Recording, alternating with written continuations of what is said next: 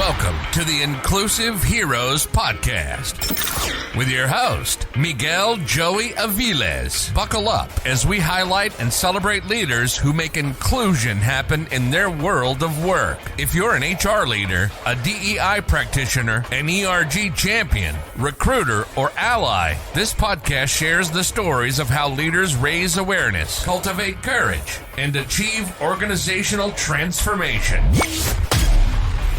Join us as we go behind the scenes of true inclusion and belonging. This is the Inclusive Heroes Podcast. Hello, everybody, and welcome to your Inclusive Heroes Podcast. Today, I have an amazing guest, and we are talking about creating memorable moments. I have Jennifer Vasquez, VP of Diversity, Equity, and Inclusion at the Golden State Warriors with me. Jennifer, how are you doing today? I'm doing good, Miguel. Good to see you. Thank you so much for having me. I am thrilled to have you on the podcast, and I know the audience will gain several moments of insights. Jennifer and I met each other while we were both being highlighted as top 15 diversity champions by Global Diversity Magazine. Then we made it to the stage at another global event, and now here we are. Jennifer, I would love for you to share with the audience your background, your diversity story, and your role at the Golden State Warriors. Absolutely. Thank you, Miguel. I'll say that my story is very interesting. I actually have had a number of conversations with folks interested in DEI, and there really isn't a conventional pathway to get into this work. For me, it really started very early on, where my first memory of feeling excluded was in third grade. And, you know, there were points where I was shifted in classes because of my last name and because I was a Latina.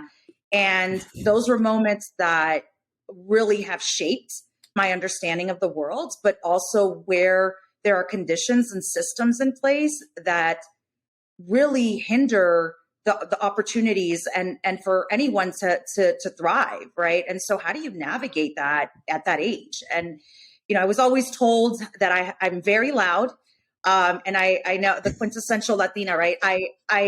The stereotype, it's not the case. I think for me, it was, as being the oldest of three, I sort of had to be the loud one. I had to set boundaries in helping, you know, raise my siblings as a lock-key child. And it, you know, for me, it was also an opportunity to use that voice. And so it was something that my parents really empowered. Both having migrated during the Civil War from El Salvador, hearing their stories and their political plight, for me, really inspired to get into advocacy and political science. And it's one of the areas that I pursued my undergrad in for those reasons, because of the systems, right? What are these conditions that we need to really understand? And so for me, it was that early on awakening. And when we talk about this work, and as practitioners, we always lend ourselves to the lived experience, right? That pivotal moment that shaped how we saw the world, how we saw ourselves in the world. And that really happened during formative years as I continued to hit roadblocks because of the biases, because of outright discrimination that really was impactful for me. And the more that I experienced it, the more it charged me to really work through and even just thinking about the younger generation and seeing my siblings and not wanting them to encounter the challenges. So how do I pull them up and set that example? So of course that evolved over time in my professional career, when I was stifled in many cases, where I had other folks, and I don't always want to lend it to white men. It wasn't just all white men that said no to me. It was, I had women that were bosses that were not supportive. And for me, a lot of that experience really lent itself to how I practice this work. And again, more so around the systems. There's a reason where some, you know, women are pegged against each other.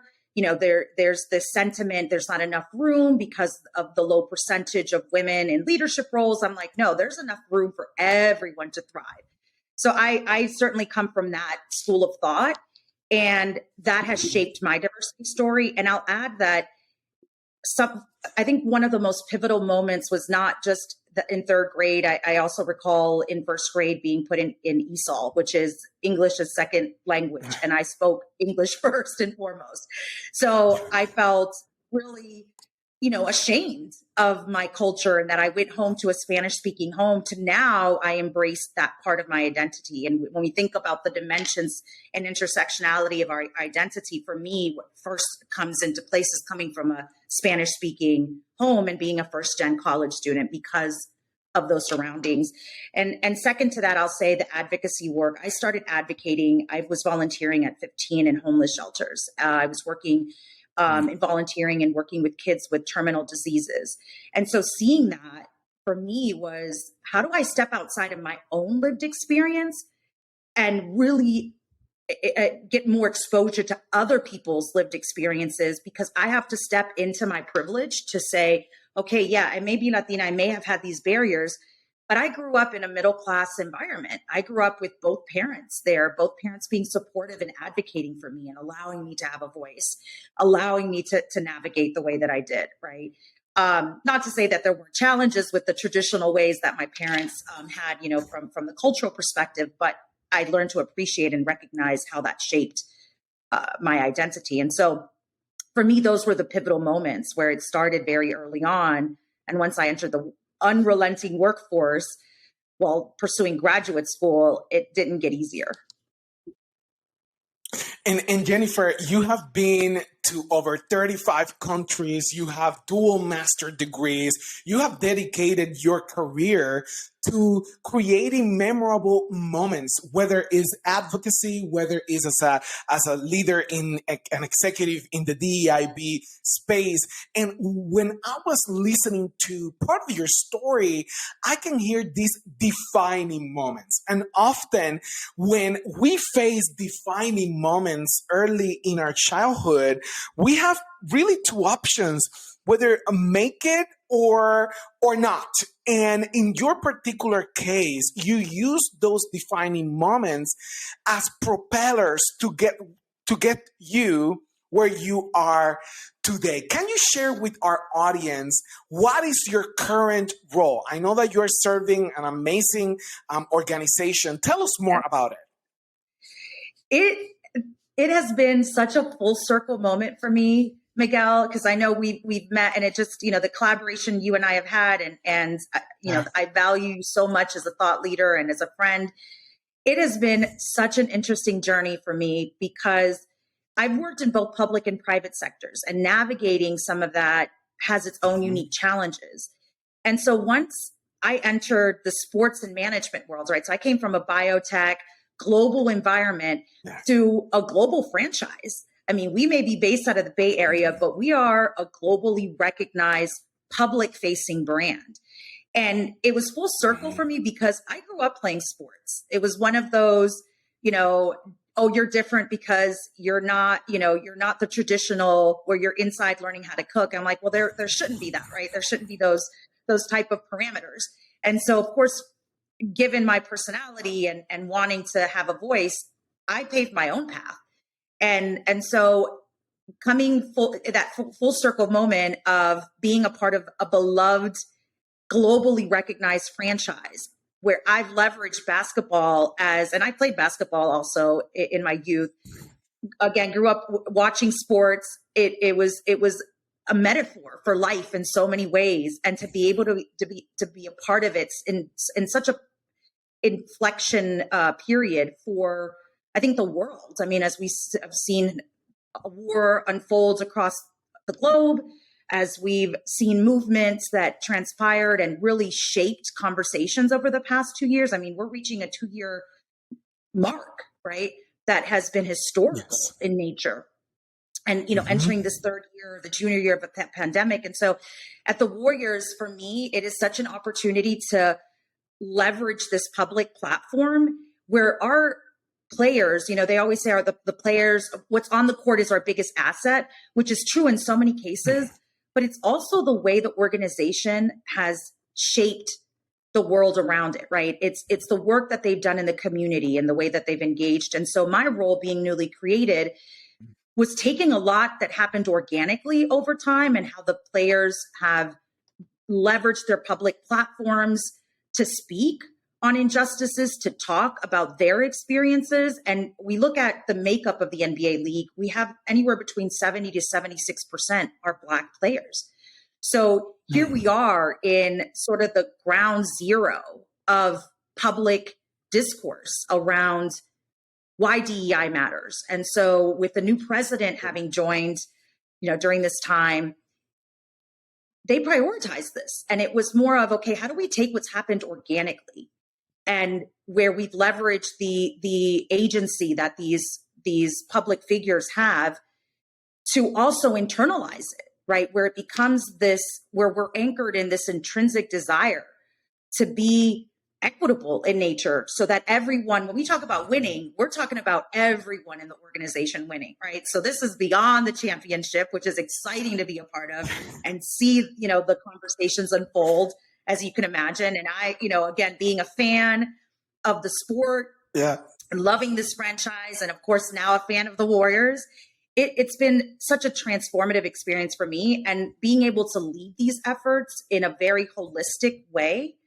where we take the uniqueness of the sports and entertainment management world to different heights around DEI. So we always think about the external piece that this public facing industry does, and they do so much as NBA, the league. It's been interesting to do this collaboration and lead these efforts. So, as it stands now, it's not just the oversight, it's finding the path forward towards real progress.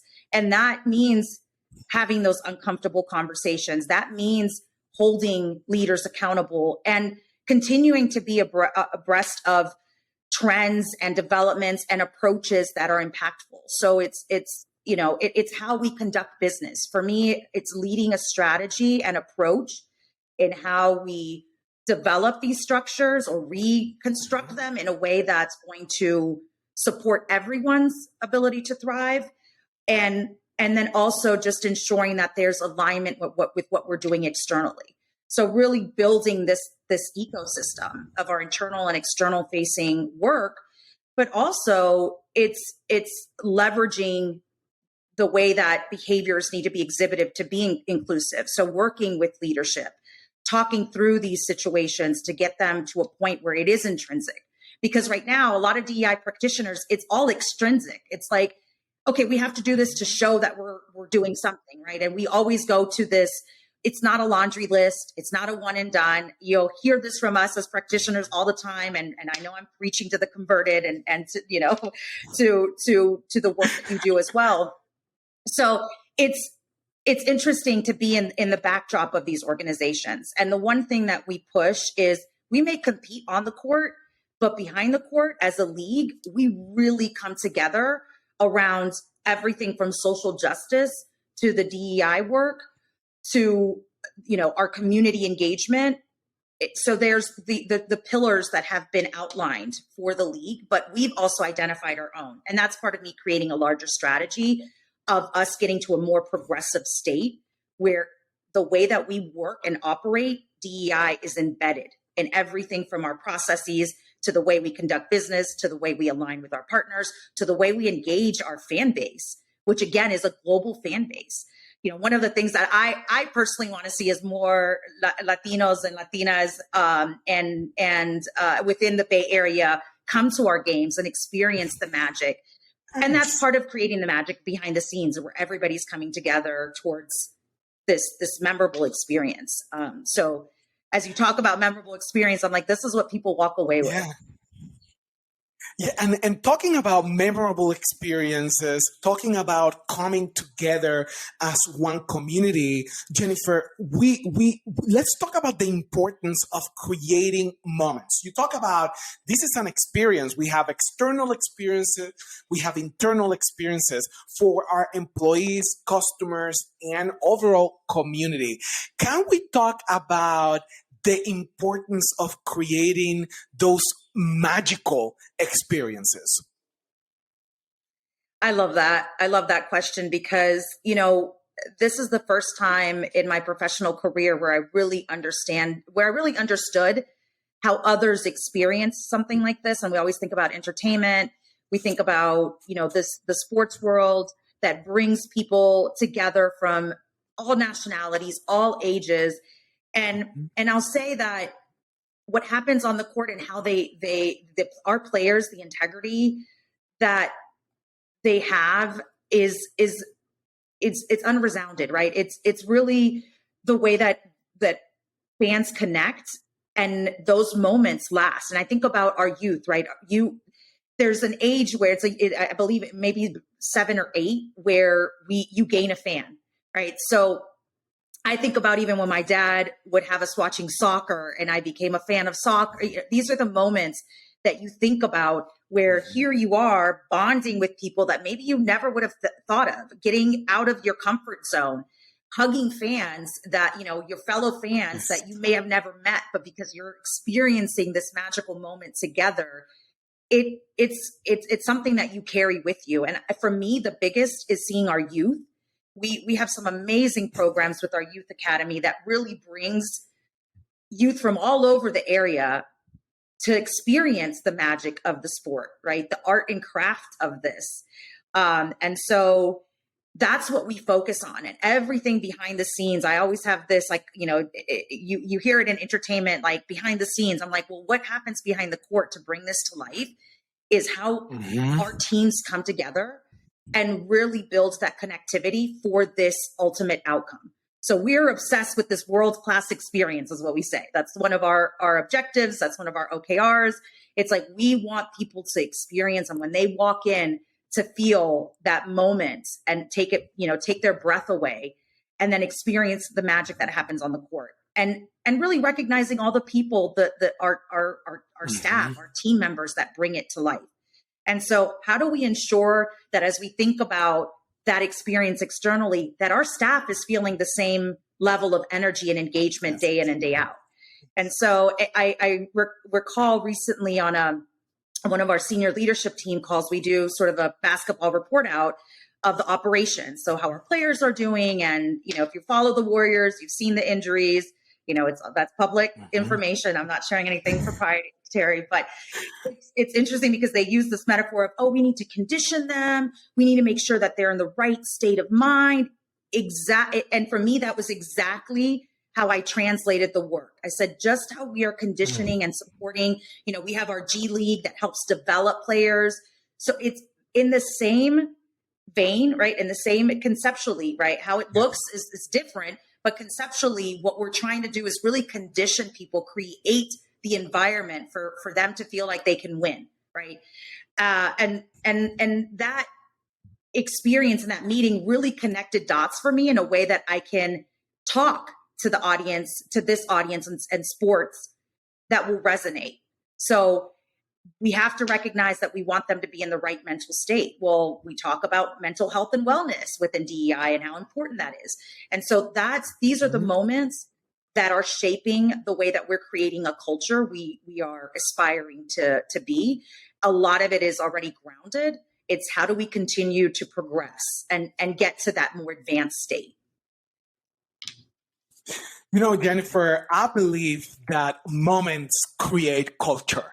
The combination of those critical moments create what we call culture. So there are 3 critical moments that I see in the DEI space. There are moments of truth, there are moments of courage, there are moments of insights. And let's talk about moments of truth. We both know that being a leader in the diversity, equity, and inclusion space is not for the faint of heart. I'm telling you, particularly during the last 2 years. And you posted something on LinkedIn the other day where you said DEIB isn't rocket science, it's harder.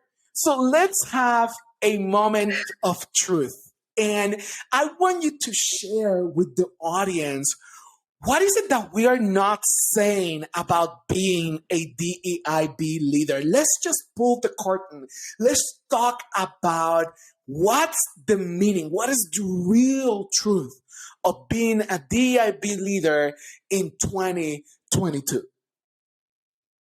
Yeah, I remember when I posted that because I had attended a conference and I was moderating, and the earlier panel, they were talking about brand management, how you engage with consumers and fan base. And one thing that the panelist said was, folks, it's not rocket science, right? So it's that added age or however you want to position that quote, right? That it's not rocket science because people make it sound like it's not hard. Like you could figure it out. I'm like, no, it's not rocket science. Actually, there's a design and very intricate approach to designing a rocket that you already know because you have the frame of mind as an engineer, and it's very targeted. But when you're talking about human behavior and the human condition and the workplace being a microcosm of that, it's certainly harder, right? Because there's so much uncertainty. And when you talk about the emotional tax that comes with being a DEI practitioner, it's unprecedented. And so it's hard to navigate. And again, because there's no clear pathway to this work, a lot of it comes from understanding human conditions, understanding human behavior, understanding change management, like principles, like there's strategy behind this because you're bringing people along a journey and trying to meet them where they're at. And imagine they're all over the place in many cases. So, this work, and I'm sure you've said this, it's like, it's not changing everybody's hearts and minds, right? Because that alone, you change the entire human condition, and that's not possible for any one of us to do, right? But it's really reaching a critical mass where we start seeing a shift in the power structures, right? In those in positions of power and influence to where we're at now, that is reflective of a global environment. And the interesting part of this work is we're going to be multicultural by 2050. Some races may become obsolete because we have we have biracial kids and, grandchildren and multicultural. And so we're seeing more of that interrelation and intercultural relations. So it's harder in the sense that we don't know the human condition. It's almost like trying to find a rationale behind what Russia's move, right? What Putin's move is. Like, it's hard, right? Because there are people that don't see a problem, and it's roadblocks that are created. And so navigating a lot of that becomes extremely challenging because it's not a checklist. And that's one of the reasons I'm always having a conversation of, this isn't HR. It's not HR's role.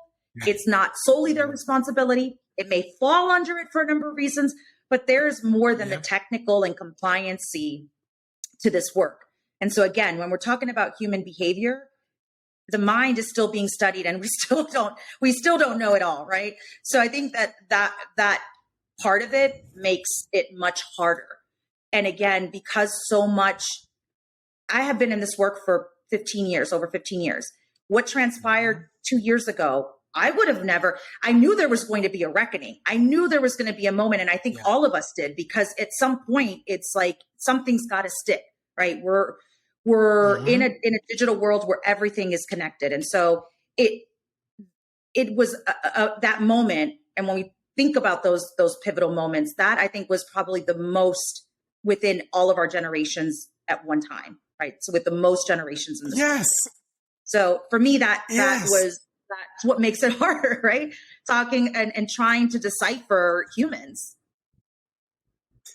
And that is harder than rocket science because it's changing all the time. And Jennifer, as you mentioned, the concept and the reality of power structures. You know, as a DIB leader, every time we challenge a power structure, we are going to get hit. Whether we like it, whether we are prepared, when we are challenging power structures, every time you try to dismantle a power structure that have been there for centuries, for decades, you are going to be attacked. You are going to be challenged. And as a leader, how do you endure those moments?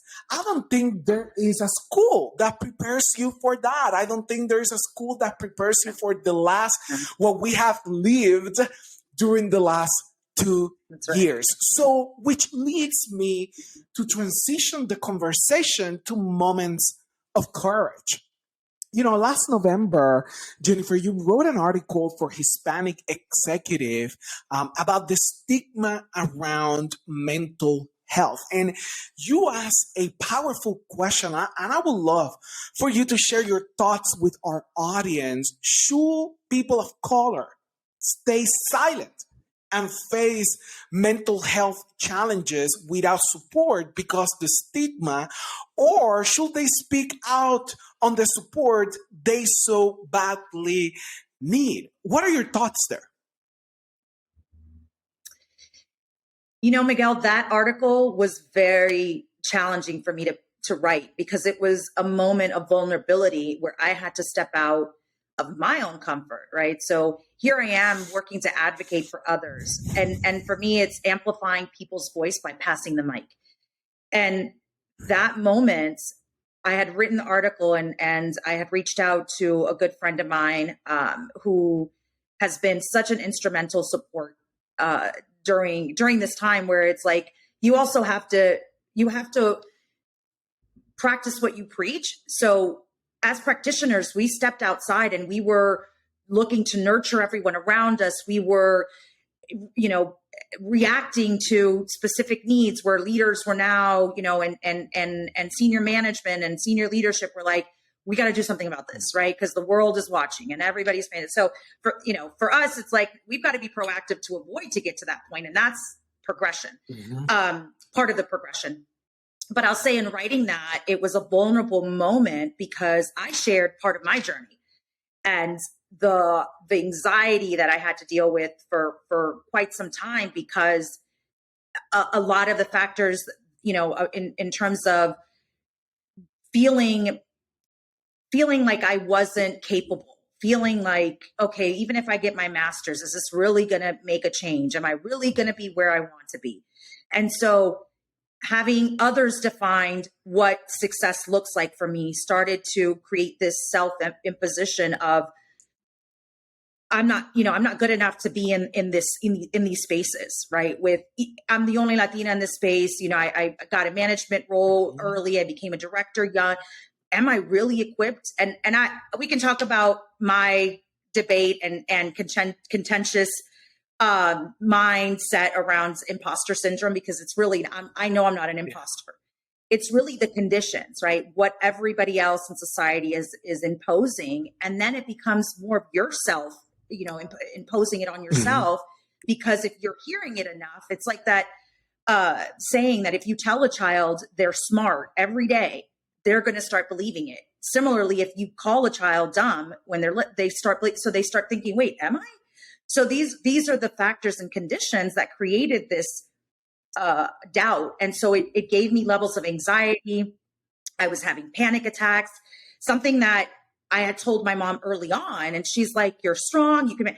It was never go seek therapy, because we don't do that in our cultures, right? We don't have those weak moments. And having come from a long line of very strong women, it was one of those things. And I said, if I'm not practicing what I'm preach, I'm here, having written just an article about the power of vulnerability. Let me lead by example.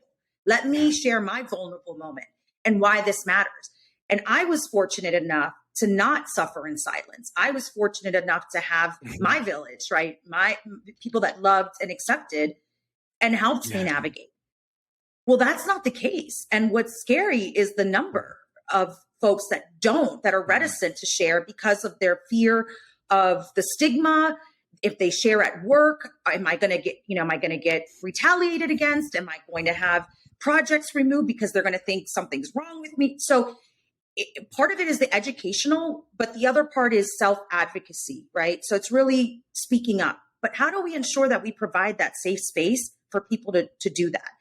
And I had a series of those moments where I leaned into my own courage to be able to set that example. And so for me, that article was one of the most personal, public facing, written publications that I've had out there. So I received so much direct messages, so many messages from folks reaching out. Thank you. I'm one of those people that has suffered in silence.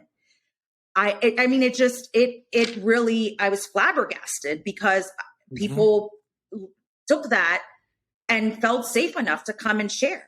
And then all of a sudden in at work, when I've had the conversation, all of a sudden I'm talking to women of color that are like, I've been experiencing levels of depression and anxiety. It's been exacerbated by the pandemic. Yes. Or I'm a working mother trying to figure this out and I've reached this new level. Or I just recently got diagnosed with bipolar, or another personality disorder, or my child is autistic and I deal with love. So it's all of a sudden it was this like floodgate that opened of people sharing their truth and stepping into their courage. And for me, that was the most impactful, where I leveraged my platform and I want to continue to advocate for mental health awareness. And so we're working through that at the Warriors, which is interesting because people think sports, so you've got to be tough. The players get through, they'll push through injuries. And it's like, I actually had a conversation with, how are we even taking care of our players? How are we ensuring their mental health? They get criticized, scrutinized on Twitter. If they lose a game, I mean, the backlash. I mean, that's one of the reasons I prefer not to be on social media outside of LinkedIn personally, but because there's just so many people that hide behind the screen and are so mean. And so that cyberbullying that's happening, we look at our players and we don't think, oh, they're tough, they're used to it. It's like, no, they're still human. Behind all of this, there's still a person that has, emotions, and there's an emotional attachment. So I appreciate you bringing that up because, again, that was my moment of courage and truth, and where I really stepped into the power of that vulnerability. Right, as a leader, like you set that example, and again, the outpouring of not just support, but just folks expressing their their challenges and just appreciating that it's out there. So how do we continue to create a narrative that destigmatizes, especially for communities of color that suffer disproportionately and don't have the same level of resources? Exactly. And these are conversations that we need to have and continue to have as we move on this DEI journey. So Jennifer, thank you so much for sharing that article, for sharing the story.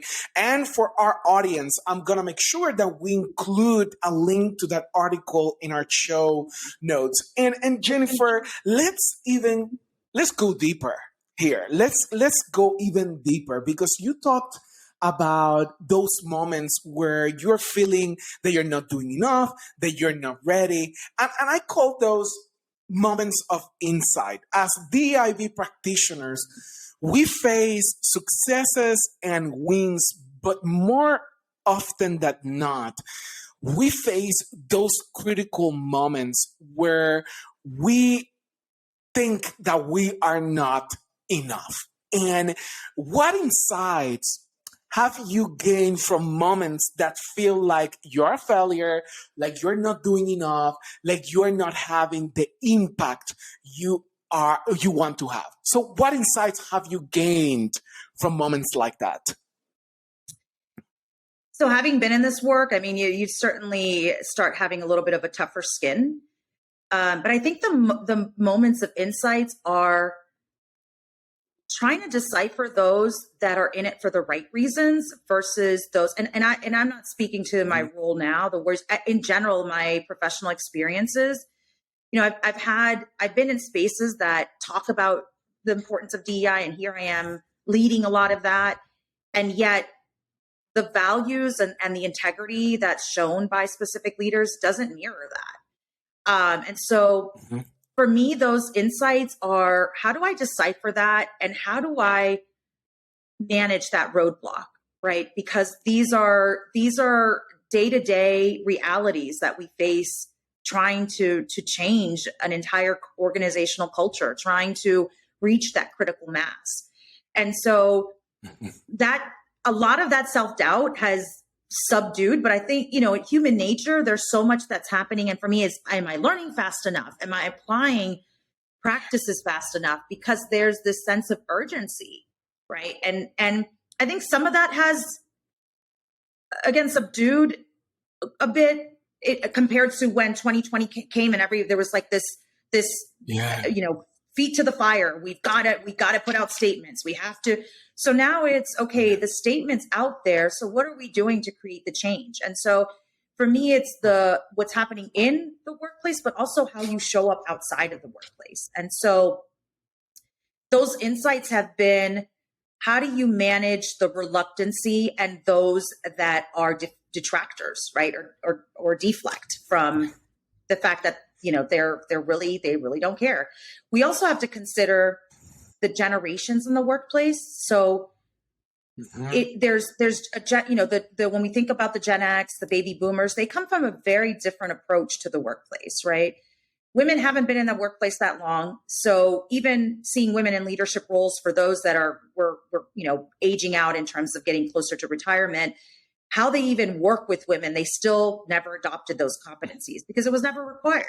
So now, you know, these are insights that, how do I bring in this multi-generational workforce to come together and find the right balance? And so a lot of that is identifying those detractors that are going to make my work much more harder. And that's, again, this is why it's not rocket science. It is harder. And also be realistic about the fact that I cannot be one person doing it all and changing it.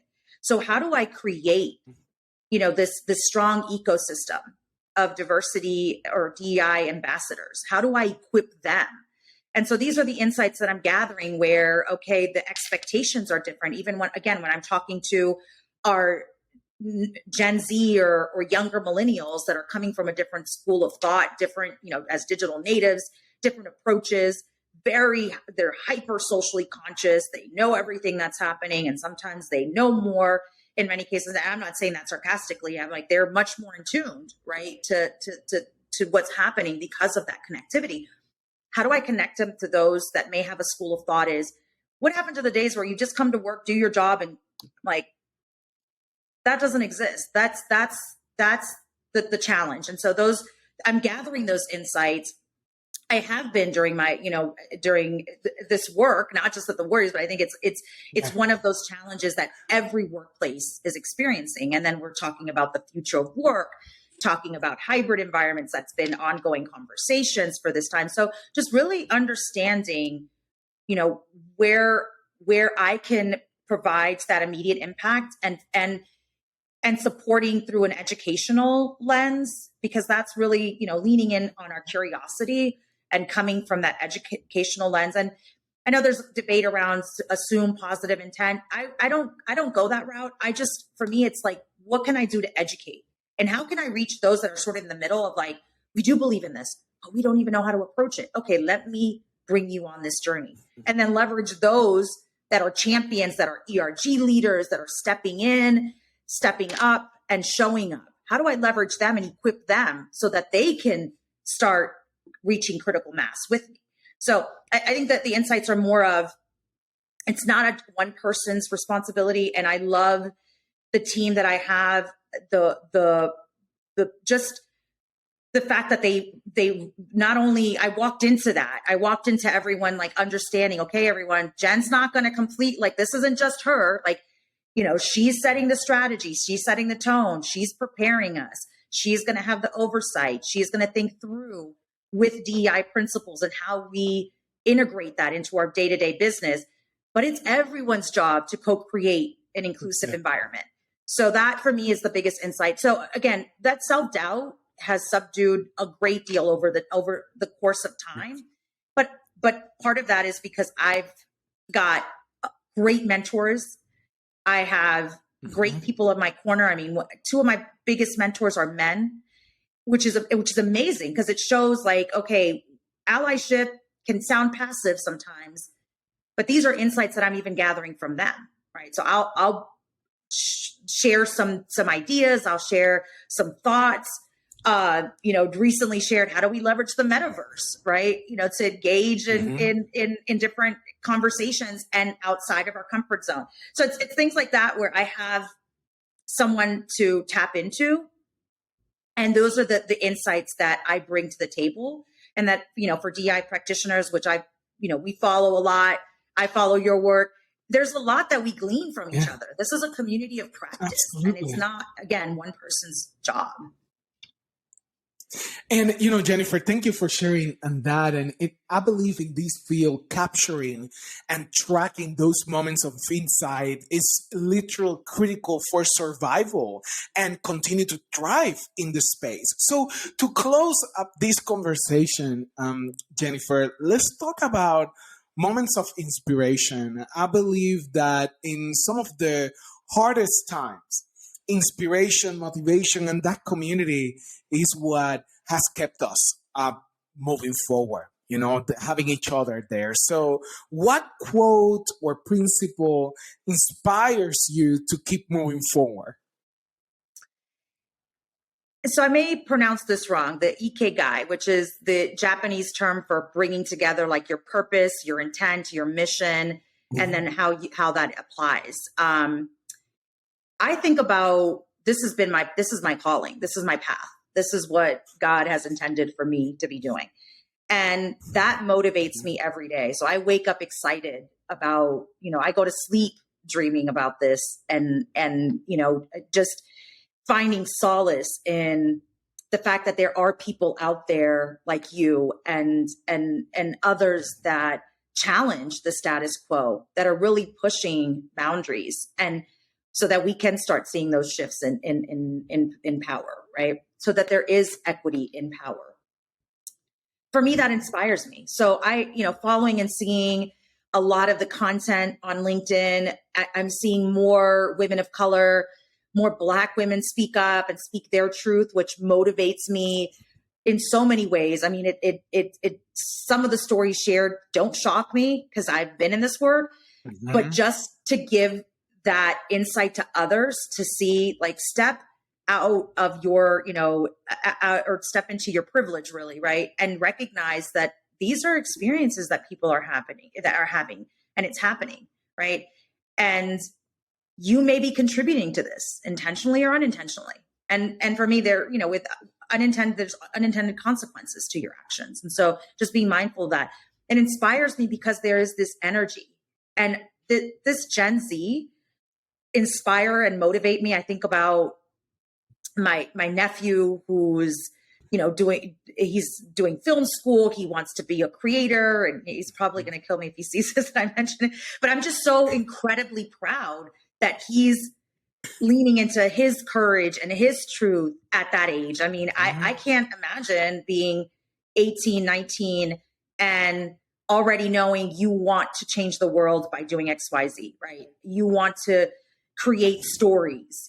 So I feel there's this level of empowerment that our Gen Z have, and they're facing challenges that we've never really faced, right? They faced a global pandemic, isolation.